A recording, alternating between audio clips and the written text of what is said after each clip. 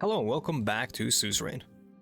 I did, by the way, I had to look up how much left, or how much we've got left in the game, because Christmas is coming up. If you're watching this playthrough way later, apologies for like dating it and all that, but Christmas is coming up, and I want to try to finish recording all this before I leave, which is in a handful of days.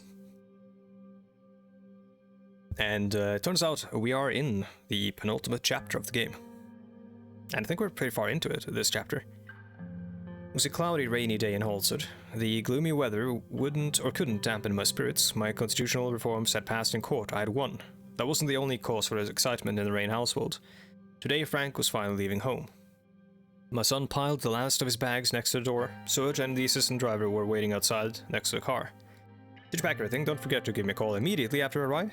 Mom, I'm moving less than an hour away. You'll see me all the time. I know, but it won't be the same. Monica helped him put his backpack on while Serge started carrying the luggage in the car. Made you a sack lunch, I'll get it from the kitchen.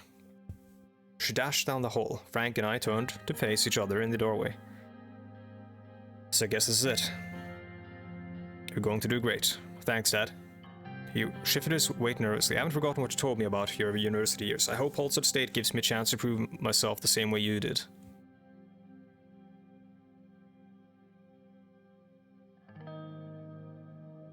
You don't have to prove yourself to anyone, especially not me. Alright, Dad. At that moment, Diana rushed to the door. Frank, I'm gonna miss you. I'll miss you too, don't forget. Don't forget, you've got to give Mom and Dad an extra hard time for both of us now. Okay. Frank picked up his sister and gave her a big hug. Monica appeared in the doorway holding a paper bag. Cut the crust off your sandwich just the way you used to like. I'm not a kid anymore, Mom. Kind of mother pretend. Just like my mom. She embraced him with tears in her eyes. Frank looked as if he was about to cry as well. Serge approached. Sir, as per the schedule, Frank needs to be at Halstead State University to start his orientation in an hour. We'll have to leave now to make it. Time to go, Frank. Good luck. It's difficult to see them grow and leave, isn't it? It's time for him to find himself in the world. He will, we all did after all. Living away from home, making our own choices for the first time, it changes a man. I think it will be a liberating experience for him. It's never easy for boys to live in the shadow of their fathers. And it must be even harder when one's father is Anton Rain, a great man like you cast a very long shadow.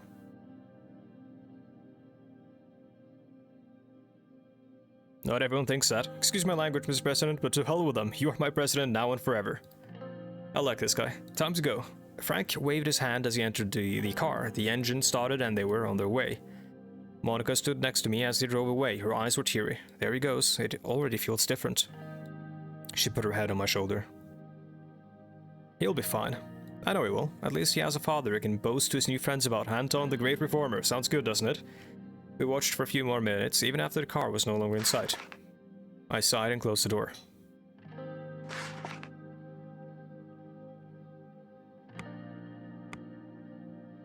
Alexandrian ships harassing the entire Markian Sea. Well, god damn it. Yeah, family that changed because of how he left. Alexand harasses Swordfish ships. Wait, why? I've steered a dozen Swordfish cargo ships out of their shipping lanes this week, leading to the Maritime Safety Organization to change the sea routes. Political threat, or potential threat to civilian lives due to high risk of collisions. Why are they doing that to us? We're not actually like, we're allied with Agnolia, but we're not trying to start stuff with you. Come on. Oh, the H3 highway is done. Even though there have been some issues causing it to be delayed, Swordfish State Corporation has delivered its promise. The day before the grand opening ceremony of the H3 highway, we arrived in Lachman to begin preparations. Although the delay had taken its toll on our morale, it was still a proud moment for all of us. Lucian and I, together with project lead Simon and Lilias, met to discuss how to proceed. First of all, this day may have arrived later than expected, but it doesn't change the fact that we are here now. This is still a big success. Congratulations to everyone. To many more projects like this. Well done. Couldn't have done this without our excellent team. Let's move on to our plans for the opening tomorrow. It's been a long time since the last successful infrastructure project. From a public relations standpoint, we can certainly capitalize on this occasion. I have a new plan for how to do that. The President himself shall make the maiden voyage from Lakerman to Arbery, along with his motorcade, if he agrees, of course. What are your thoughts? I don't support anything beyond the opening ceremony. The highway speaks for itself. Image is everything, Simon. I agree. This would bolster the president's reputation. I think so too, Mr. President. I agree, I'll hit the road.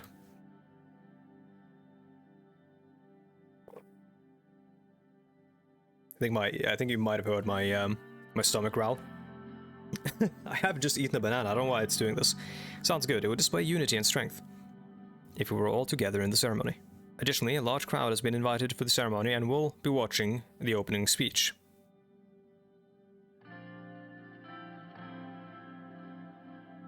Like the good old campaign days, things were certainly easier back then.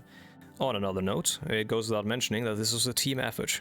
Beginning with the president who put his trust in me, I want to thank everyone involved in the H3.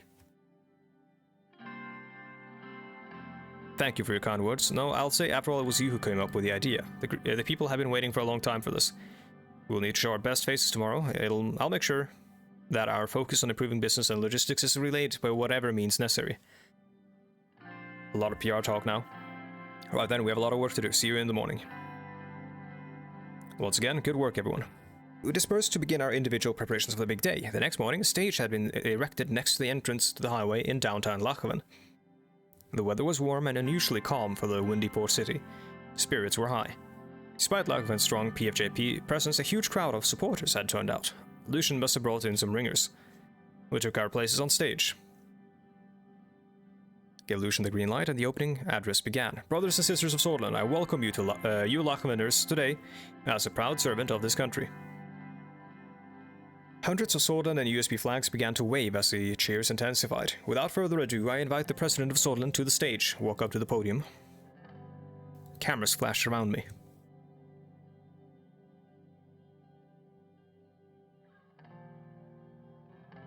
People of Swordland, welcome to the opening ceremony of the H3 highway. He already said Lachhaveners.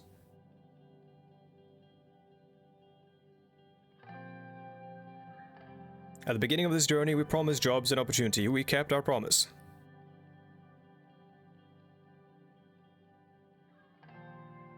The aim with the H3 was to create economic growth in East Nargis and Agland.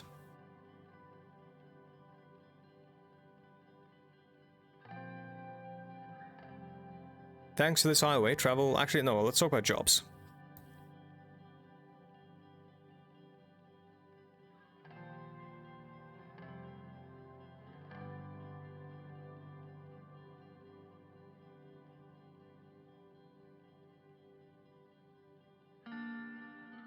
Lilias is loyal, and he opened it. Let's bring over Simon Hall.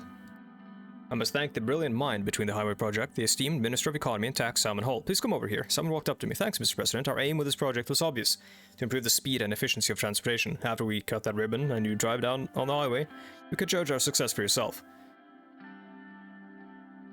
After it was done with the speech, Lucian took Simon's place on the stage to close the ceremony. Citizens of Lachhaven, there you have it. As promised, Anton Rain, the 4th President of Swordland, has delivered. We walked towards the entrance of the highway next to the stage. A 40-meter-long red ribbon stretched across it. Simon handed me a pair of oversized scissors. Cut the ribbon. I cut the ribbon, triggering a huge wave of cheers from the crowd. The camera flashed again. Congratulations to all. Hopefully this is one of many successes to come.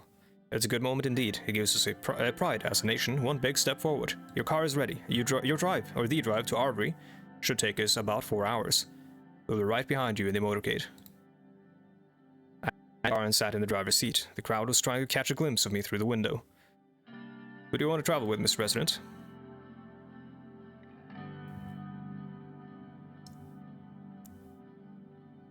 I don't want to have Lilias with me. Lucian, come ride with me. Thank you, Mr. President. It will be a good opportunity to talk about the reforms. I revved the engine. Lucian waved at the press photographers as I drove us onto the new highway. The new highway was in pristine condition. The ride to Arvery was the smoothest I'd ever had. After an uneventful 4 hours, we were welcomed by a throng of Arvery citizens and Mayor Eric Neal. As we left, the highway opened up to the public, and thousands began using it. It was a great victory for my administration. The economy just jumped up.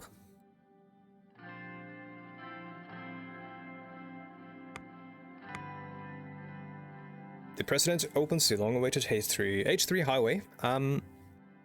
Heartfelt speech have brought attention to the capabilities of the administration.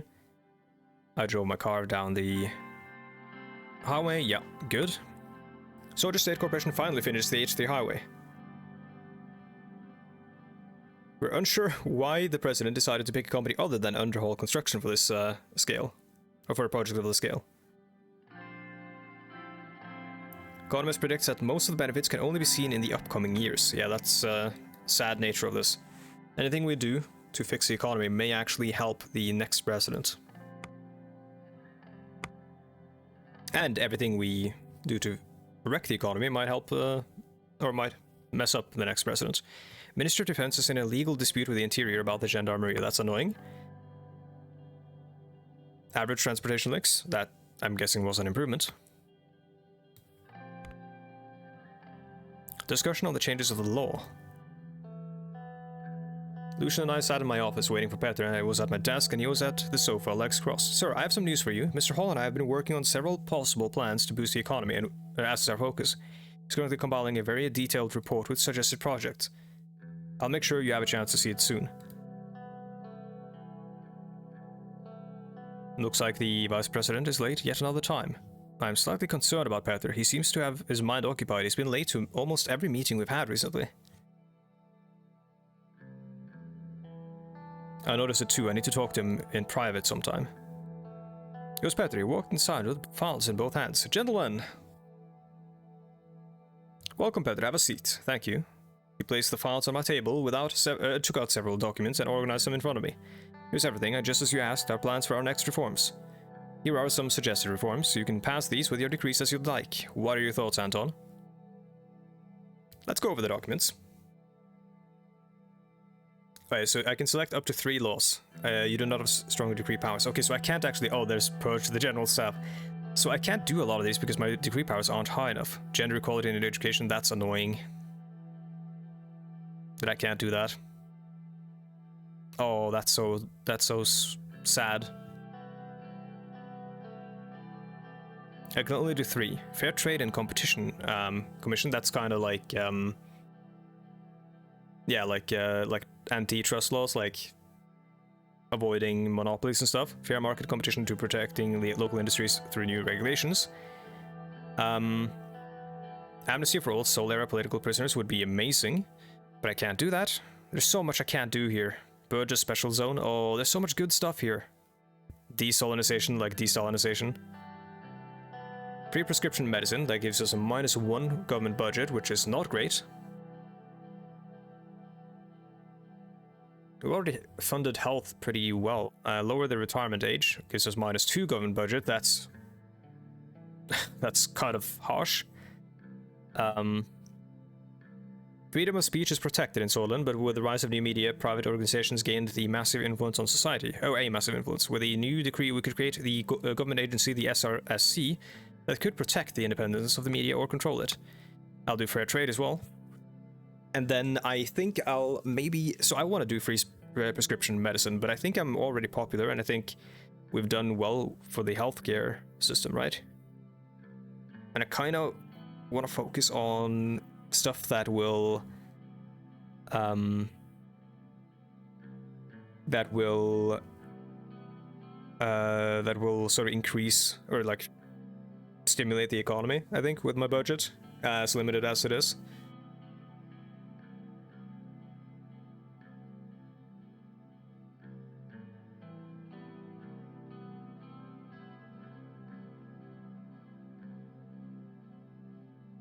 It's partially paid by the Ministry of Health according to the importance of the medication. Yeah, that's the thing in Norway as well. It's mostly paid. It's fairly cheap as well. I don't... Like, the most I've paid for medication was, I think, upwards to, like, almost 20 bucks, but I've also paid, like, $1 for meds as well. It can also depend on the type of prescription you get. You can get, like, if it's a chronic issue, you can get a prescription that basically costs $1 or less.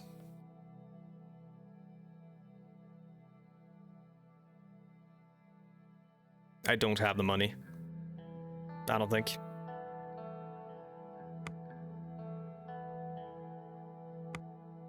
Or do I? Older voting blocks are requesting a decrease. That'll give us some sway with the boomers, but so will this. Sure, why not? Let's, no, I don't know if we'll have any way of getting more budget.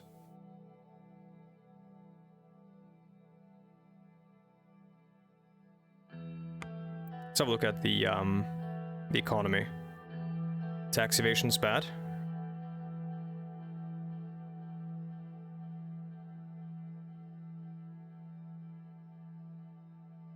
Due to lack of investment, the region's economy is going down at a rapid rate, causing an increase in crimes. Yeah, that's not great. Cover trade volumes, yeah. Consistent economy. Our economy is consistent with what we are promoting. Okay, so that actually... So if we started going like full market, that I guess wouldn't work, because we prepared for a planned economy.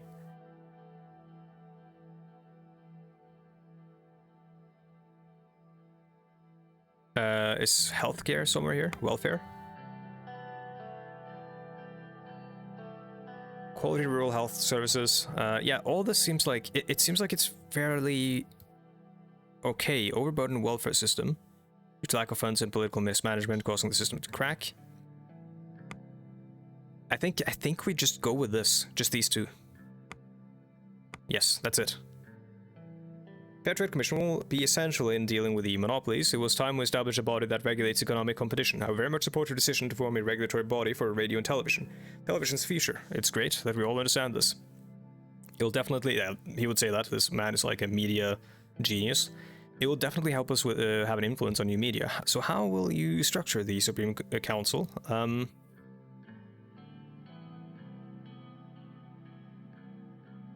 I want them to be independent and only regulate the content according to some standards.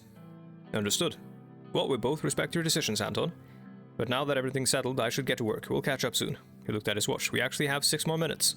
But very well, let's call it here. Thank you all.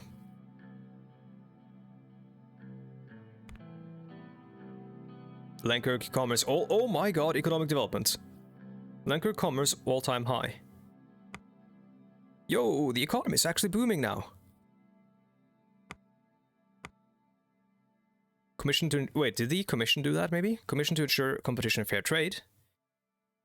Has formed the Fair Trade Commission to ensure unchecked Arcadian capitalism doesn't take away from our citizens' quality of product and profits benefit from the loyal citizens serving their country. Okay. In the end, our consumers will win by higher quality products being produced and entering the Swedish market. Our local producers will also have a fair chance to compete against international companies by filing anti-competition lawsuits for unfair mergers that would hurt the local market. Also, a new council to oversee the media releases. Censorship Council threatens freedom of speech, says the radical. Well, no, it's... You know that I'm not doing this, come on. Circling over Stalport. Had failed to get off the plane when it landed on the Stalport International Airport. It believed that he has been too drunk to get off the plane. Patricia Alvarez, the Prime Minister of Lesbia, was too drunk to get in or get out of the plane.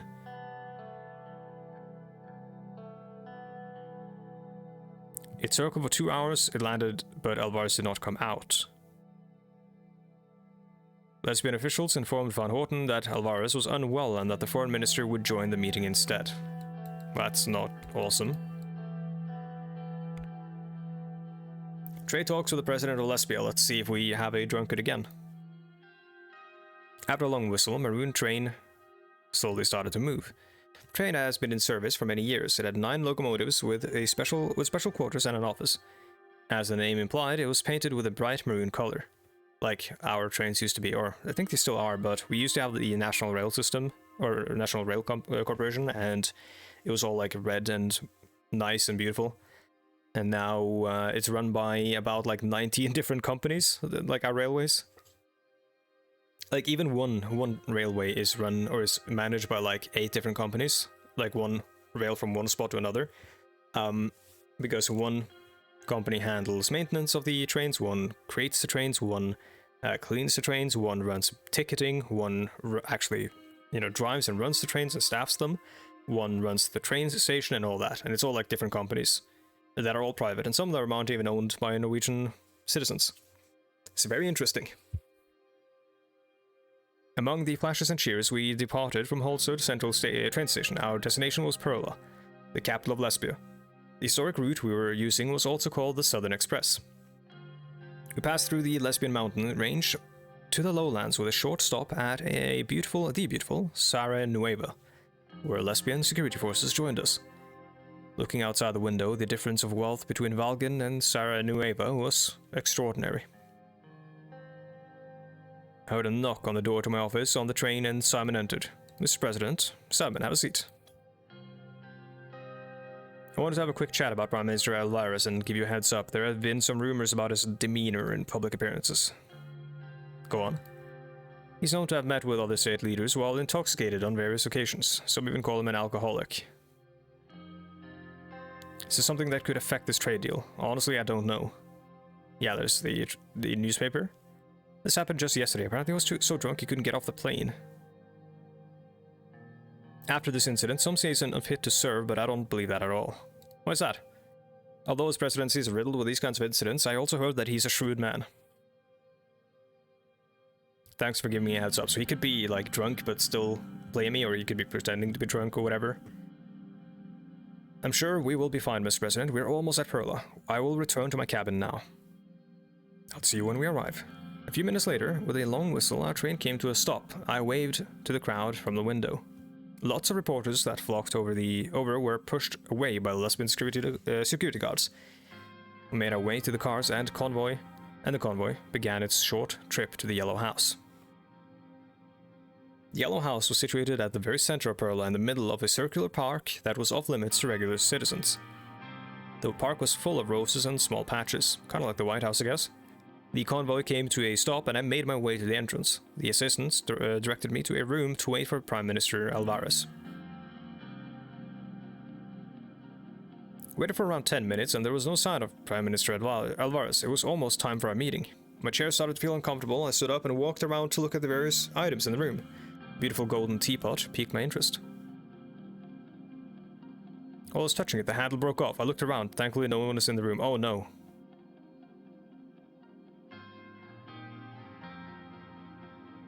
Leave the broken handle next to the teapot. The door opened and Patricio Alvarez entered. Although I knew that he was one of the youngest state leaders in the world right now, I was still surprised by how young he looked, maybe? At this young age, he wasn't the leader for not just any state, he was leading one of the strongest countries in Eastern Marcopa. He was a business magnate. He was investigated by the Lesbian Anti-Corruption Force for profiteering in 1940, but the investigations were dropped the same year when he entered the Democrația Lesbia as a member of the Lesbian Parliament. He has reportedly admitted that he entered politics so as to avoid imprisonment, so he might actually be a very corrupt man. He was holding his head like he had a headache and was stumbling. Upon seeing me, he immediately composed himself. We shook hands. He gestured towards the two couches and we sat down face to face. President Rain, welcome to Perla. Have a seat.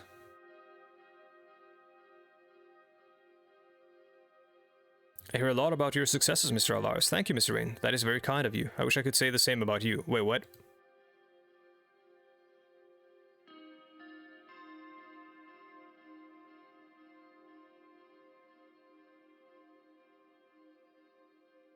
No need to argue, right? We have just met. Exactly. We don't need to waste any time. I smelled the strong odor of alcohol. Let's begin then. So you are here for a trade deal. What was it about again? Can you remind me? Is he like trying to? I don't know if he's trying to like bully me or whatever, but I want to provide Swedish wheat in return for lesbian capital. Ah, yes, right. Sorry, I've just been very busy lately. You know, being a president makes you pretty busy, so I don't have any issues with this deal. I think this deal will contribute nicely to the relationship between Lesbia and Sordland, despite lack of ideological alignments. I will sign the executive order. That is excellent news. I'm glad we're on the same page. I'm afraid I have to leave now to attend other matters. Thank you for your visit. Perhaps we could advance this deal. What are your thoughts about an alliance? Mr.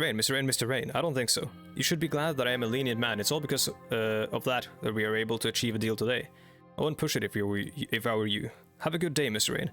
On his way to the door, he suddenly turned around. Before I forget, you owe me a teapot. He smiled and left the room. Well, I guess we went as well as it could. Or as it could have, I guess, but... we now have a trade deal. Which will see two like-minded democracies work together.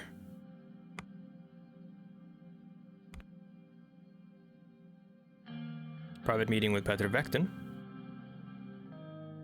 It was a dark, chilly evening when Peter called and asked if we could meet. He gave no details. All he said was that it was important. I drove alone through Holdsworth suburbs until I reached the meeting point he named. 147 Ruheck Avenue, number 26, our old campaign headquarters. Untouched since the night of the election. This was where everything began. I made my way up the dusty staircase of the office building. The light in the second floor hallway was out, so I used a cigarette lighter to find my way to the wooden door marked 26. I pulled on the handle, but it wouldn't budge. The heavy door had always been a pain to open. Coming! Peter pushed open the door with all his weight. It made a screeching sound as it opened. Without further ado, I bid you welcome to this grand nostalgia trip hosted by yours truly, Peter Bechten. He made an exaggerated bow. The dust from the open door was still settling down. Feeling sentimental yet? Remember it as being much cleaner. That's what time does to things, friends. You're looking a little shabbier yourself than you did back then. Come over here, remember this? He walked over to this old desk and pointed to the gramophone that had annoyed our neighbors and kept us company for so many late nights. Peter flipped the switch and it filled the room with the swing music from the 20s. I'll be damned, it still works. Thought this old office was sold off. Nope, I've been paying the rent. Too many memories attached to this place just to sell it. And you know, we might use it again soon. Put his hand under the desk and brought a bottle out. He took a swig out of it and passed the bottle to me. Drink. That's my boy. Peter snapped his fingers to the music while going through the items in the room. It looked virtually unchanged since election night. Come on, have a look around, see if it doesn't bring back memories. Inside there were a few gold coins, pencils and sheets of paper. Underneath them, something caught my eye. There's a photograph of me and Monica sitting under a tree. This must have been 10, maybe 15 years ago. We looked so young and happy. Monica would love to see this. Nice find. Look at baby Anton. You didn't even have your iconic mustache back then. Take the photograph. Let's look through the storage boxes. In one of the boxes, I found a heavy object wrapped safely. I unwrapped it. It was an emerald-colored statue of a goat. Symbol of Swordland. I remember that this was a gift from Brenda, one of the 53 election campaign assistants. It would look good on my desk in the palace. Brenda, always sucking up to you. And where did it get her? Seriously, where? I have no idea where she ended up. I'm gonna take it. Let's go through the records. I made my way to the gramophone and started flipping through the records next to it. Found one of my favorite albums ever, Mountains by Janet Gertz. I set up playing two folk songs that made me yearn for the countryside whenever I heard it. I should mail that to Frank so he can learn what real music is. Enough going through old stuff, let's talk. Yes, all in good time. He gestured to the bottle he had in his hand. Nah, I'm good. He shrugged, took a very big gulp of the bottle and staggered to the side afterwards. Are you alright? Yeah, I'm okay. Let's go up to the roof. The view was always amazing from up there. We went to the stairs to the roof. The view was mesmerizing. The buildings of Holdsworth twinkled below us, while the stars shone bright in the sky. We sat and leaned back against the wall, taking it all in. Right as I was starting to get up, I heard a sobbing sound. I turned to Peter and saw tears streaming down his cheeks. Well, not yet seen the night sky beautiful enough to make Peter Bechten cry. He wiped the tears away and laughed. I messed up, Anton. I messed up big time. Yep. Evelyn's leaving me. She wants a divorce. I could see this coming from a mile away. What the hell did you do? I have been sleeping with Livia Suno. Yeah, of course.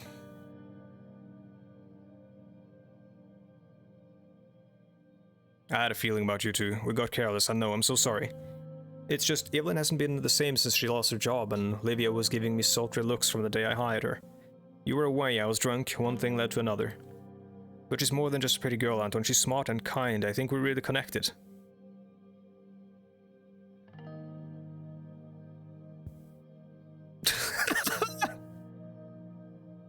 I like her too. That doesn't mean I'd break my vows and risk a scandal for a bit of horizontal polo. I know, but we're ending things. I told her it's too unprofessional and I want Evelyn back.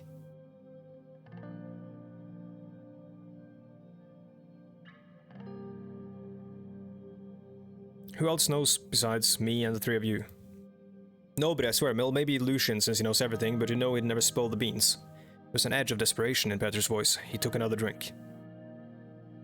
How many years have we known each other? How many scraps have we gotten ourselves out of? I can handle this, just trust me. I turned to face my friend and vice president. The habits that had gotten him dubbed the bad boy of Swordfish politics when we were young were no longer so charming and coming from a middle-aged man. Yet he was still a capable politician, and I couldn't ignore our long history together. How old is she?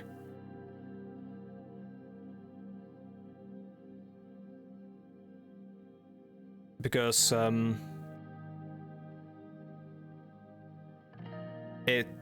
mean, this is kind of messed up, though.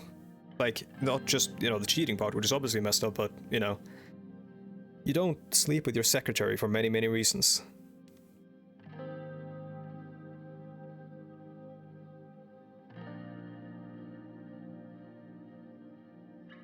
I don't like any of these, but I guess I'll go with the top one. I don't want to be a dick to him.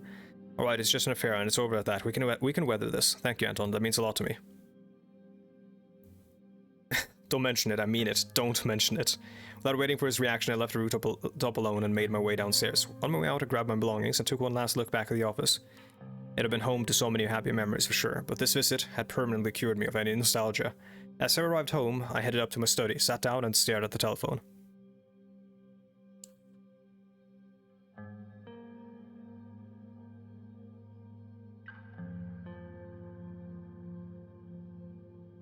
Well, Evelyn must be looking for a divorce because she knows, right? Call Lucian and tell him what happened. He picked up very quickly. Yes, Mr. President. I told Lucian everything Peter had told me about himself, Evelyn, and Olivia. Thank you for calling me, Mr. President. This serves to confirm some suspicions of my own. We have to meet. Right now? Tomorrow morning in your office, early, before either of the two arrive. Don't bring this up with anyone else. I fear we may have more than a mere dalliance on our hands. I stared at the receiver, wondering what his last statement meant. What was going to happen? Or what was going on that I didn't know about? I went to bed but couldn't sleep at all. Well, I informed Lucian, yeah. Let's, because I trust him. Let's end that here. Oh my god, the economy, dude, it's going great. Thank you so much for watching, and I'll see you guys in the next one. Goodbye.